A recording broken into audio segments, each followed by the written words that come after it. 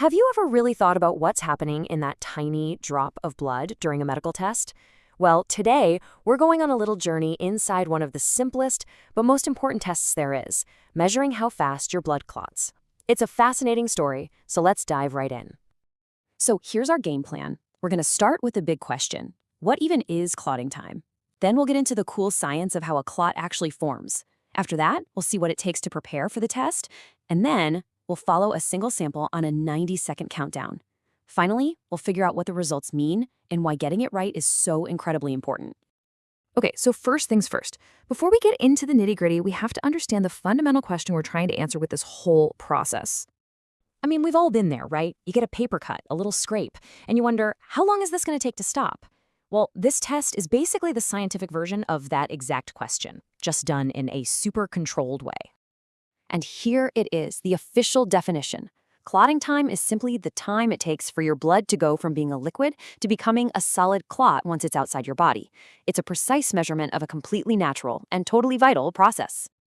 But what's really going on in there, at a microscopic level, to make that happen? Let's zoom in and take a look at the actual science of the clot.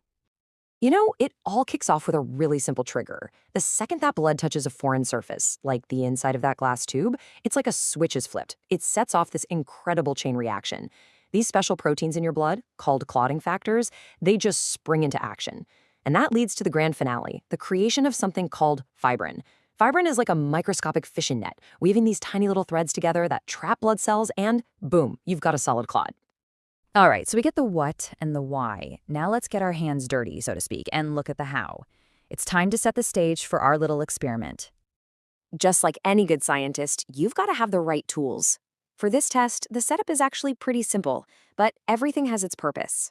You need a sterile lancet for the finger prick, a tiny little capillary tube to collect the blood, a spirit swab and some cotton to keep things clean, and maybe the most important tool of all, a stopwatch for that super precise timing.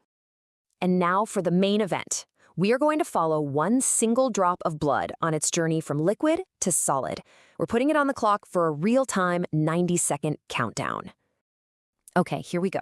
The fingertip is cleaned and pricked. The very instant that first drop of blood shows up, hit the stopwatch. The blood gets drawn into that thin capillary tube. Now we wait.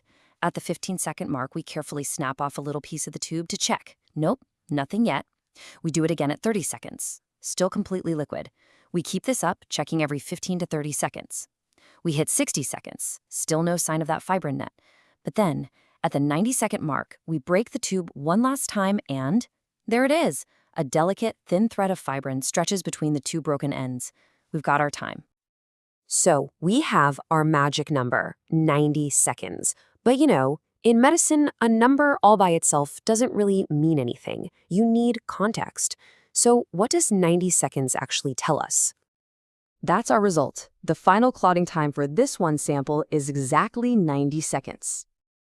And this is where it all comes together. We take our result, 90 seconds, and we compare it to the normal range, which is usually somewhere between 3 and 8 minutes. And look at that. Our sample falls right in the middle of that healthy zone. This range is normal because it tells us the body's clotting system is working just as it should. Now, if the time were way longer, that might point to a problem, like a bleeding disorder. And if it were too short, that could suggest a risk of forming dangerous clots when you don't want them. So yeah, that one simple number tells a really detailed story. But listen, getting that accurate 90-second reading, it takes real care. In science, and especially in medicine, you have to be precise. Precision is everything. To make sure the result is actually trustworthy, you've got to follow a few key rules. For one, you can't squeeze the finger too hard, because that can mix other fluids in with the blood and mess up the whole process. All your gear has to be perfectly clean and dry. And that timing, it's absolutely crucial. The stopwatch has to start the exact moment the blood appears, not a second sooner, not a second later. And of course, using sterile instruments is just non-negotiable.